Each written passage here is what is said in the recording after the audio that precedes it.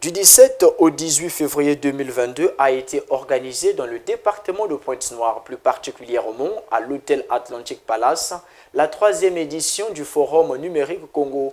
La cérémonie d'ouverture a connu la participation de plusieurs hautes personnalités, dont le Premier ministre, chef du gouvernement congolais, Anatole Koliné Makosso. Cadre d'échange, de partage d'idées et de mutualisation d'expériences. Le Forum numérique à Congo, officiellement ouvert le jeudi 17 février, s'érige peu à peu en rendez-vous incontournable grâce au chemin parcouru et aux thématiques abordées. Lors de la première édition, nous avons débattu de la dématérialisation et la gouvernance électronique. La deuxième édition, nous avons échangé sur la transformation digitale. Aujourd'hui, pour la 3e édition qui nous réunit, nous allons focaliser notre attention, nos intelligences sur la question de l'innovation technologique et la donnée au cœur des transformations digitales.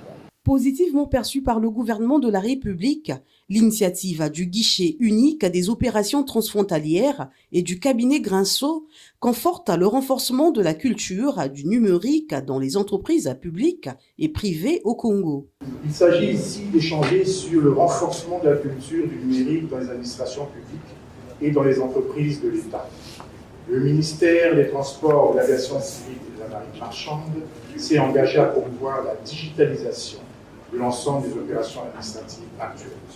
L'objectif étant donc de dématérialiser toutes les procédures permettant l'octroi des autorisations et certifications nécessaires pour exercer dans le secteur des transports en République du Congo.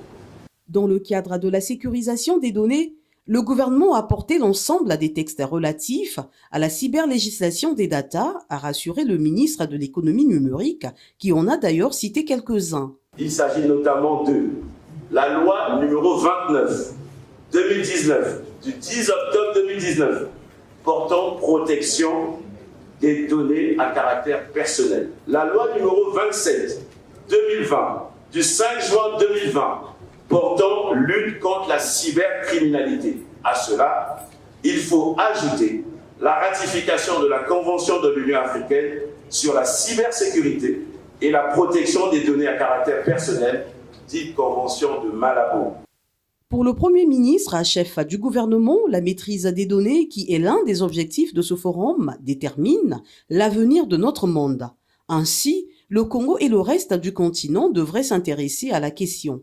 Les données, nos données à caractère personnel, les données de nos États sont concentrées dans des environnements informatiques contrôlés par des firmes internationales que nous ne contrôlons pas.